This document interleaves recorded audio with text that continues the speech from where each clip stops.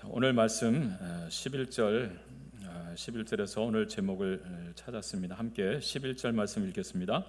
그 후에 예수께서 나인이란 성으로 가실새 제자와 많은 무리가 동행하더니. 아멘. 오늘 예수님이 어떤 성을 찾아가셨다고요? 나인이란 성으로 가셨다. 찾아가셨고 성 안에 있는 사람의 입장에서는 찾아와 주신 거죠. 함께 따라합니다. 나인성을 찾아오신 예수님. 오늘 여기 주님이 찾아가신 이 나인성은요, 어찌 보면 오늘 우리가 살고 있는 이 세상과 똑같습니다. 이 세상의 축소판이 나인성입니다. 여기 나인이란 성으로 가실새 그랬어요. 이 성의 이름이 나인입니다. 나인. 뜻이 무엇일까 보니까 아름답다 또는 매력적이다, 즐겁다 이런 뜻을 가졌다 그래요. 자, 이 성이 아름다웠고 그래서 매력적이고 끌리는 곳이죠. 거기서 살면 즐거운 그런 성인데, 주님께서 그곳을 찾아가셨다는 거예요. 그 후에 그랬어요. 이 그 후라고 하는 것은 앞선 내용을 보면 가버나움이거든요. 갈릴리 가버나움. 거기 백부장의 종이 병들었잖아요. 주님이 백부장의 병을 고쳐주십니다. 그리고 가버나움에서 떠나셔서 이 나인이라는 성에 오셨다는 거예요. 그 거리가 약 40km 된다 그래요. 여러분, 걸어서 가는 길이잖아요. 혼자 가는 것도 아니고 여럿이 함께 움직이는 길입니다. 그 먼 길을 주님께서 찾아가셨어요. 왜? 예수님께서 그 아름답다 하고 매력적이고 즐겁다는 나인성을 찾아가셨을까요? 예수님께서 이제 좀 일을 하셨으니까 여행하려고 하신 것일까요? 찾아가셨는데 주님께서 한 사람을 만나 주십니다. 12절 말씀이죠. 같이 읽겠습니다. 성문에 가까이 이르실 때에 사람들이 한 죽은 자를 메고 나오니 이는 한 어머니의 독자요 그의 어머니는 과부라. 그 성에 많은 사람도 그와 함께 나오거늘. 아멘. 왜 주님께서 나인성을 찾아가셨을까? 그냥 우연히 발길 닿는 대로 간 것이 아니고요, 거기 쉬러 가신 것도 아니고 이 한 여인을 만나기 위해서 목적을 가지고 찾아가셨다라고 하는 것이죠. 그런데 그 여인 보면 한 아들이 있었는데 그 아들이 죽었습니다. 근데 그 여인은 과부라 그래요. 여러분 한번 생각해 보세요. 남편이 일찍 죽었어요. 과부가 되었습니다. 자식이 여럿이면 모르겠는데 하나밖에 없는 아들입니다. 남편 잃고 이제 이 아들 하나 의지하면서 기대면서 소망하면서 살아왔는데 이 아들마저도 하나님이 데려가신 거예요. 여러분, 고난이 겹칩니다. 슬픔이 커지는 거예요. 여러분, 나인이란 성, 아름답고 매력적이고 즐거운 곳인데 이 여인은 지금 하나도 즐겁지 않습니다. 슬피 울고 있습니다. 오늘 예수님께서 나인성을 향해 가셨는데 그 성에서 나오는 이 장례 행렬을 만나셨고 그 많은 무리들 중에 한 사람을 향해 다가가셨어요. 아들이 죽어서 슬퍼하며 울고 있는 여인입니다. 정말 이름과 어울리지 않는 여인의 삶이죠. 오늘 우리의 살아있는 세상이 그렇지 않습니까? 우리가 살고 있는 이 땅 지구 얼마나 아름다운 곳입니까? 푸른 지구라 그러잖아요. 생명이 자라는, 얼마나 아름답습니까? 얼마나 매력적인 곳입니까? 여기서 살면 얼마나 즐거운 곳입니까? 그런데 문제는 이곳의 모습과 전혀 어울리지 않는 우리의 삶이 있다는 거죠. 거듭 고난이 찾아옵니다. 남편이 죽었는데 아들마저 죽습니다. 살 길이 막막한 거죠. 요즘같이 여인들의 생활력 받아줄 수 있는 곳이 없잖아요. 과부가 된다는 것은 곧 절망이고 죽음입니다. 가난인 거예요. 이게 오늘 우리가 살아가는 세상이잖아요. 여러분, 나인성을 찾아오신 예수님은요, 곧 우리 가운데 찾아오신 예수님을 말씀하는 거예요. 이 아름다운 세상, 이 매력적인 지구, 2000년 전에 왜 주님께서 찾아오셨는가? 거기에는 목적이 있다는 거죠. 죄와 사망의 그늘에 앉아서 고통하고 신음하는 우리들을 찾아서 주님께서 하늘 보좌를 버리시고 찾아오셨어요.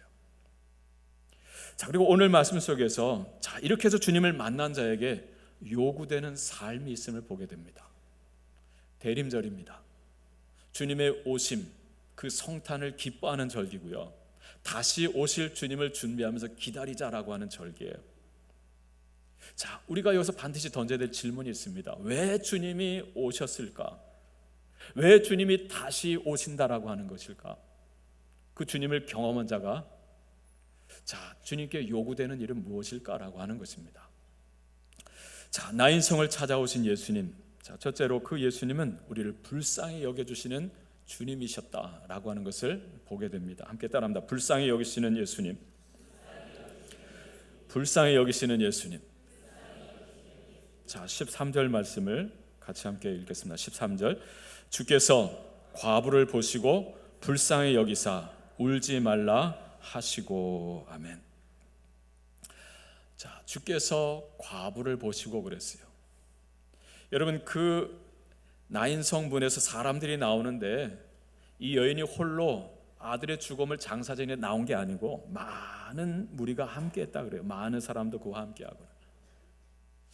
이 사람이 비록 과부고 아들 잃었지만 인생은 잘 사는 것 같아요. 많은 사람들이 그 슬픔을 위로하고 함께 하고자 함께 따라 나와 주잖아요. 근데 예수님께서 그 성을 향해 가는데 그 많은 무리들 중에 한 사람을 보고 가십니다. 그 여인이 누구냐면 이 아들을 잃은 어머니예요. 슬피 울고 있는 여인이죠. 보시고는 어떻게 하셨다고요? 불쌍히 여기셨다 그래요. 불쌍히 여기셨다. 여러분, 하나님의 구원의 역사는요, 이 불쌍히 여기시는 마음에서 출발합니다. 사랑은 함께 아파해주는 그 공감에서 시작되는 거예요. 여러분, 조금 더 넘기면 10장에 가면 선한 사마리아인의 이야기가 나오죠. 예루살렘에서 여리고로 내려가는 길에 한 사람이 강도를 만났어요. 다 빼앗기고 그리고 맞이고 터지고 아마 찔리고 피투해야 될 거반 죽게 되었습니다.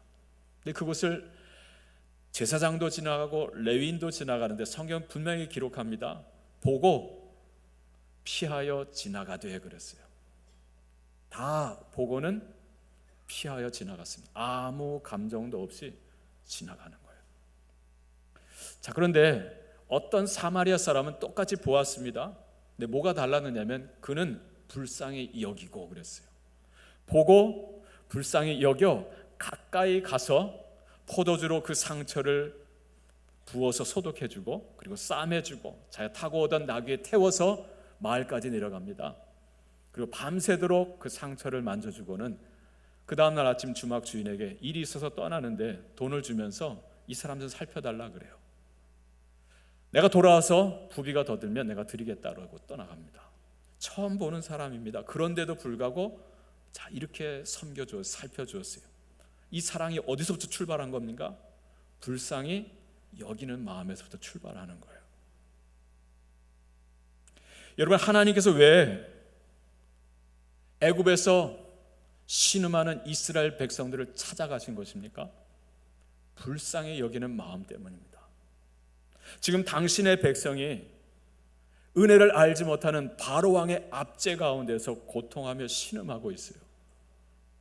그래서 주님께서 찾아가서 그들을 해방시키신 것, 이게 출애굽이잖아요. 왜 하나님께서 2000년 전에 우리 가운데 찾아오신 것일까? 왜 아들 예수를 우리 가운데 보내신 것일까? 불쌍히 여기시는 마음에서입니다. 죄와 사망의 그늘에 앉아서 이 아름다운 세상에서 아름다운 행복한 즐거운 삶을 살지 못하고 가슴을 치며 고통하며 울고 있는 우리를 주님께서 불쌍히 여기셔서 주님이 찾아오셨다라고 하는 거예요. 그러면 여기 나오는 주께서 과부를 보시고 불쌍히 여기사 그러셨죠. 이 불쌍히 여기사라는 이 단어는요, 헬라어로는 스플랑크니조마이라는 단어를 씁니다. 이건 어떤 뜻이냐면요, 이 스플랑크논이라고 하는 단어에서 나왔어요. 이건 심장 또는 내장 또는 간장, 우리 속에는 장기를 뜻합니다. 자, 여기서 불쌍히 여긴다는 이 단어가 나왔어요. 곧 무슨 뜻이겠습니까? 불쌍히 여긴다는 건 단지 머릿속으로 관념적으로 얼마나 힘들까, 아플까, 슬플까, 이게 아니고요, 내 몸이 함께 아파하는 거예요. 내 심장이 함께 뜨거워지고요, 내 정말 장기가 찢어지는 고통으로, 정말 간장이 녹는 아픔으로 함께 아파하는 거예요. 함께 우는 거죠. 오늘 주님께서 여인의 아픔을 보시고는요, 그와 같은 마음으로, 그 같은 몸으로 함께 느끼면서 불쌍히 여겨주셨다라고 하는 거죠. 히브리서 4장에 보면 이 예수님께서 이렇게 불쌍히 여겨주시는 그 사랑을 체휼이라고 해서 체휼, 우리에게는 큰 대제사장이 계신데 그분은 우리의 연약함을 체휼하지 아니하시는 자가 아니요 그러셨어요. 이중 부정은 강한 긍정이잖아요. 체휼하시는 분이다라고 하는 거죠. 체휼이 무슨 뜻이라고 제가 설명드렸습니까? 늘 제가 말씀드렸는데 몸체자에 긍휼히 여길 휼입니다. 그러니까 긍휼히 여기는데 그냥 관념으로만이 아닙니다. 몸으로 함께 아파하면서 그리고 슬퍼하고 그리고 불쌍히 여겨주는 거, 이게 주님의 체휼하심이에요. 주님의 구원 역사는 바로 그 불쌍히 여겨주는 그 체휼하는 그 마음에서부터 출발한다라고 하는 거죠. 그래서 주님께서 가버나움을 떠나셔서 급히 나인성을 향해 가신 거예요. 그래서 주님께서 하늘 보좌를 버리시고 아름다운 것 같지만 이 아름다운 세상에서 고통하는 여러분 한 영혼을 바라보시면서 주님께서 찾아오신 것입니다. 지난 여름에 제가 이런 경험을 했어요. 여러분 뭐 보신 분들은 계시겠지만 제가 이렇게 유리, 그걸 소반이라 그러나요? 수반이라죠. 수반, 유리 수반에 물을 약 반쯤 담습니다. 그리고 저희 교회 이렇게 정원 뜰에 각종 꽃이 핍니다. 때마다. 그리고 거기 풀들도 자라요. 그럼 제가 그 수반에 물을 담아가지고 거기는 꽃도 하나 따서 올려놓고, 그리고 거기는 풀도 클로바 잎 같은 것도 이렇게 따서 올려놓습니다. 그러면 되게 예뻐요. 물 위에 떠서 그 물을 먹으면서 오랫동안 아름다움을 이렇게 보여줍니다. 요즘은 꽃이 없는데 우리 교회 란꽃이 많아요. 란꽃이 오래되면 한 2달까지는 가는데요, 이게 조금 시들어가면 잎이 약간 이렇게 숨이 죽습니다. 그때 그걸 딱 따가지고 그 위에 띄우면 이 중력에 의해서 쫙 펴져요. 그럼 그 물을 머금고 조금 오랫동안 그 아름다움을 우리에게 선사해 줍니다. 제가 이렇게 해가지고 그걸 새가족부 데스크나 새가족들 공부하는 바나바실에 갖다 놓곤 했어요. 자꾸 여름에 제가 그 수반에다 물을 담고 꽃을 따서 이렇게 놓고 또 풀잎도 따서 이렇게 놓는데, 마침 그때 거기 누가 앉아 있었느냐면 우리 사회 보신 최정철 목사님의 셋째 아이 5살 된 예나가 거기 앉아 있었어요.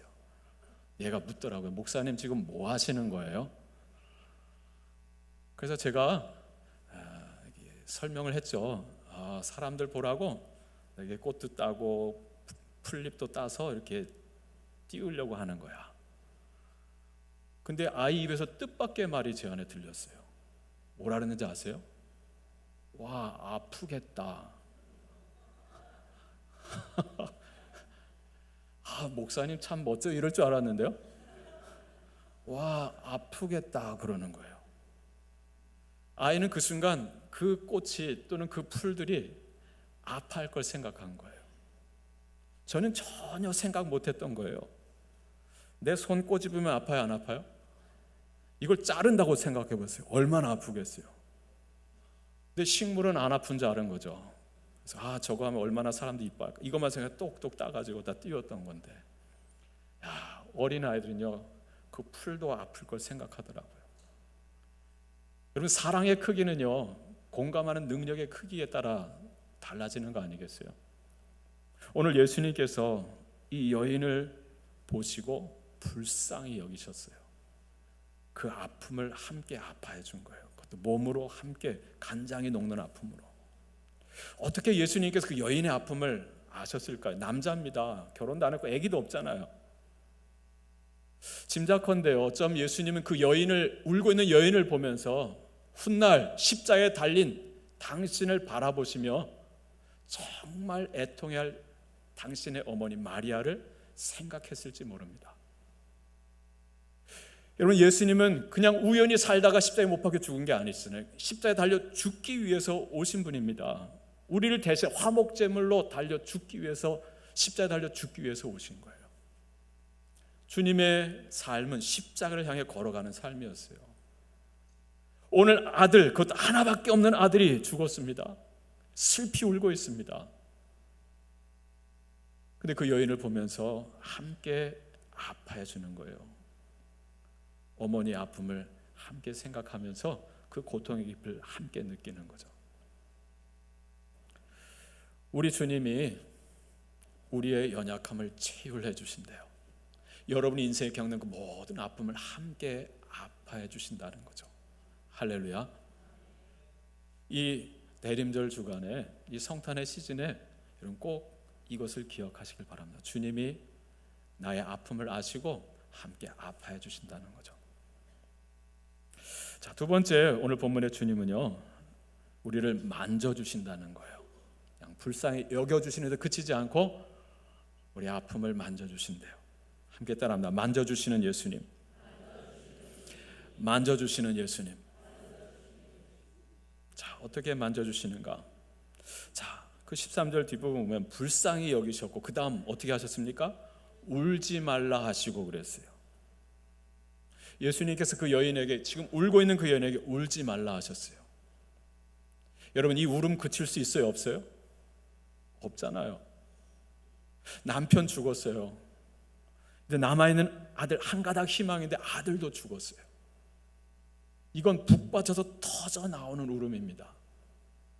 이럴 때는 그냥 안아주면서 울어. 얼마나 힘들겠어, 얼마나 아프겠어. 울게 해야 되잖아요. 그런데 장례를 치르고도 뭐 열흘이 지나고 한 달이 지나고 두 달이 지나도 계속 울고 있다. 그때 가면 우리가 해줄 말이 있죠. 뭐라 그래요? 그때는 울지 마 해야죠. 여러분, 우리가 그때는 이제 울지 마 합니다. 우리가 그때 울지 마 하는 건 뭐예요? 받아들이라는 거죠. 죽은 자식이 다시 살아날 수는 없지 않느냐? 빨리 받아들이고 산 자는 살아야 되지 않느냐? 어서 먹고 어서 이제 방에만 있지 말고 나와서 살아야지.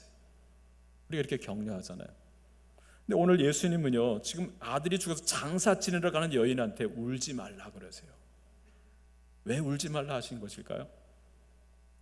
주님이 울지 말라 하심은요, 여인의 눈물을 닦아주시기 위함입니다. 여러분, 닦아줘도 계속 흐를 눈물입니다. 근데 주님이 눈물을 닦아주신다라고 하는 것은 무슨 뜻입니까? 내가 너의 그 눈물의 아픔의 원인을 내가 해결해 주시겠다라고 하는 거예요.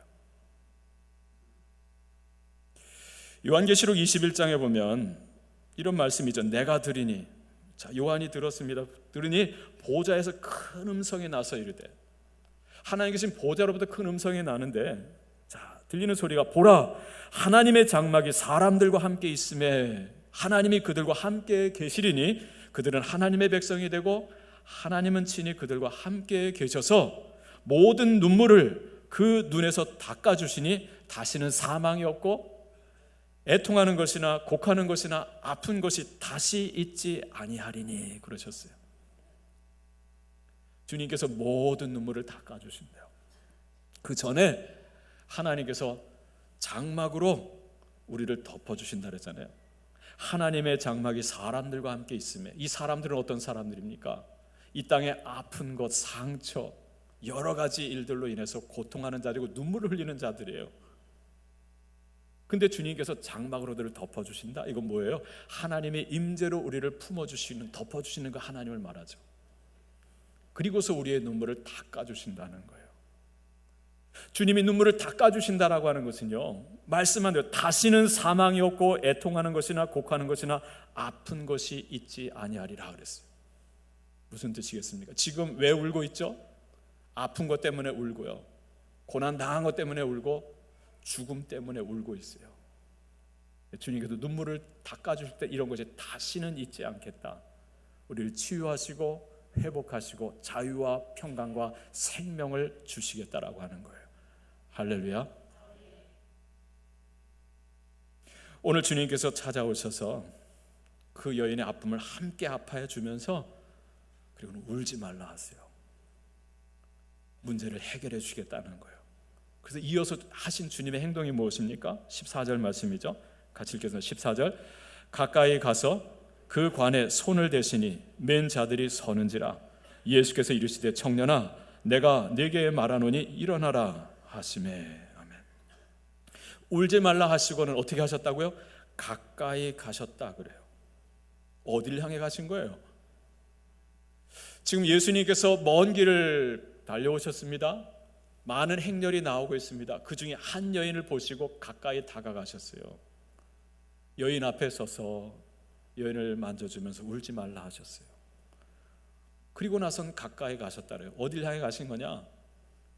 자, 관을 향해 가셨다 그랬죠. 그리고 그 관에 손을 대셨다 그래요. 왜 주님께서 그 관을 향해 가셨습니까? 죽은 아들이죠. 이 여인의 아픔의 그 문제의 원인이 무엇입니까? 아들이 죽은 거예요. 그 여인에게 오셔서 울지 말라 하신 주님은요, 이어서 그 여인이 아파하는 그 문제의 원인을 향해 나아가셨고요, 손을 내밀어서 그 관에 손을 대신 거예요. 만져주신 거죠. 여러분, 당시 유대인들은요, 관을 할 때 뚜껑을 하지 않았다 그래요. 그 관 속에 이제 죽어서 며칠이 돼가지고 썩어 문드러진 냄새나는 아들이 있습니다. 예수님이 관에 손을 대셨다라고 하는 것은요, 그 죽어 냄새나는 썩어가는 시신의 몸에 손을 댄 거예요. 여러분, 율법에도 기록되어 있지만 유대인들은 시체에 손을 대지 못하게 했습니다. 손을 대는 자는 저녁까지 부정하리니 그랬어요. 그래서 저녁이 다 지난 뒤에 진 밖에 있다가 몸을 씻고 옷을 갈아입고 들어와야 됩니다. 부정탄다 그랬어요. 더럽다 생각한 거예요. 근데 오늘 주님께서 사람들의 시선을, 사람들의 생각을 아랑곳하지 아니하고 여인을 향해 다가갔다가 그 다음에 여인이 아파하는 그 문제의 원인을 향해서 다가가 그 아들, 썩어 냄새나는 아들의 몸에 손을 댑니다. 무엇을 의미합니까? 앞선 5장에 보면 예수님께서 문둥병 나병 환자를 찾아가시는데, 나병 환자 사람들이 접촉하기 싫어하잖아요. 그래서 격리시켜서 떨어져 살게 하고, 나병 환자가 사람을 만나면 멀리서 입을 가리고 부정하다 멀리 하십시오 하고 해야 되잖아요. 안 하면 돌팔매질 당해 죽습니다. 예수님께서는 그 사람을 불쌍히 여기셔서 다가가셔서 손을 내밀어 만지셨다 그랬어요. 그의 부정함을 받아들이시는 거예요. 여러분, 제가 손을 깨끗이 씻고 더러운 똥을 만졌다 그래 보세요. 그러면 어떻게 됩니까? 이 똥이 깨끗해집니까? 제가 더러워집니까? 제가 더러워지죠. 그런데 여러분, 주님이 더러운 것을 만지면 어떻게 되는지 아세요? 예수님이 더러워지는 게 아니라 그것이 깨끗해지는 거예요. 예수님이 죽은 것을 만지면 죽은 것이 살아납니다. 주님께서 오셔서 그 관에 손을 대셨어요. 주님께서 그 부정함까지도 짊어지시는 거예요. 그리고 우리를 깨끗게 하시고 우리의 죽음까지도 짊어지시고 우리를 살리시는 거예요. 여러분, 예수님께서 골고다 언덕에 달리셨습니다. 십자가에 달리셨어요. 왜 예수님께서 골고다 언덕에 달리셨습니까? 골고다가 뭡니까? 뜻이 해골이라 그러잖아요. 예루살렘의 모든 더러운 쓰러기는 다 그 해골 골짜기 골고다에 갖다 버립니다. 사람이 죽으면 장례 지를 수 없으면 다 갖다 버리는 거예요. 죽음의 골짜기고 더러운 골짜기, 냄새나는 골짜기입니다. 근데 거기 한 언덕 위에 십자가에서 거기 주님이 팔을 벌리고 피를 흘리신 거예요. 여러분, 골고다 언덕에 주님이 팔을 벌려 십자가에 못 박혀 죽으시고 피를 흘리셨다는 건 뭘 의미하는지 아십니까? 하나님께서, 거룩하신 하나님께서 냄새나는 우리를 만져주신 거예요. 더러운 우리를 만져주신 거예요. 당신이 그 몸에 우리의 모든 더러움과 수치와 멸시와 조롱과 죽음까지도 다 짊어지시고, 그리고 우리에게는 의와 그리고 자유함과 평강과 정결과 거룩과 생명을 주시고자 하신 거죠. 이사야서 53장에 주님께서 주신 말씀이 무엇입니까? 그는 실로 우리의 질고를 지고 우리의 슬픔을 당하였거늘. 그런데 우리는 생각하기를 그가 징벌을 받아서 하나님께 맞으며 고난을 당한다 하였노라. 그러나 그의 찔림은 우리의 허물을 인하며 그가 상함은 우리의 죄악을 인함이라. 그가 징계를 받음으로 우리가 평화를 누리고 그가 채찍에 맞음으로 우리가 나음을 입었도다 그랬어요. 주님께서 오셔서 그 관에 손을 대셨어요. 우리의 모든 질고와 슬픔과 죽음까지도, 그리의 더러운 것까지도 다 주님께서 짊어지시고 우리에게 생명을 주시고 우리에게 자유와 평강과 그 정결함, 거룩함을 주시기 위함입니다. 죄로 말미암아 잃어버린 그 아름다운 것들을, 그 생명을 다시 주시기 위해서 주님 냄새나는 우리를 찾아와 만져주신 거예요.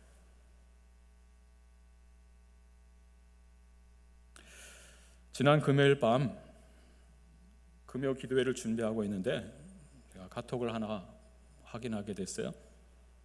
항암 치료를 받기 위해서 입원하신 권사님이 목사님 저 입원했어요, 기도해 주세요 하고 저에게 보내주신 거예요. 일찍 들어갔어야 되는데 몸에 염증 수치가 높아가지고 며칠을 더 몸을 보양하며 기다리셔야 돼요. 이제 비로소 들어가셨다는 거죠. 이제 첫 치료를 받는 분이에요. 제가 그때 여러분에게 삽제해드린 곡이 있습니다.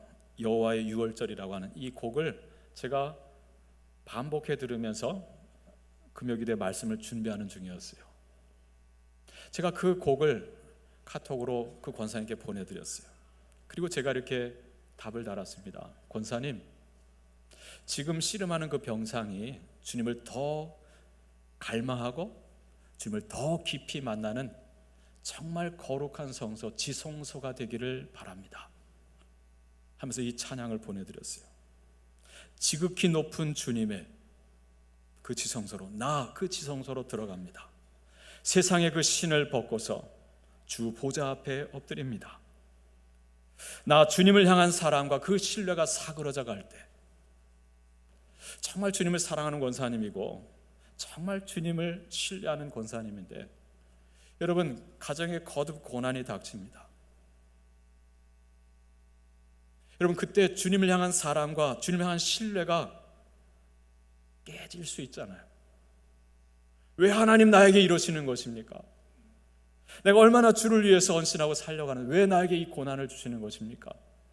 주님을 향한 사랑과 신뢰가 사그러져 그때 하늘로부터 이곳에 그 복잡한 내 마음, 상처난 내 마음, 그리고 이제 병을 얻은 내 몸에 장막이 덮이네.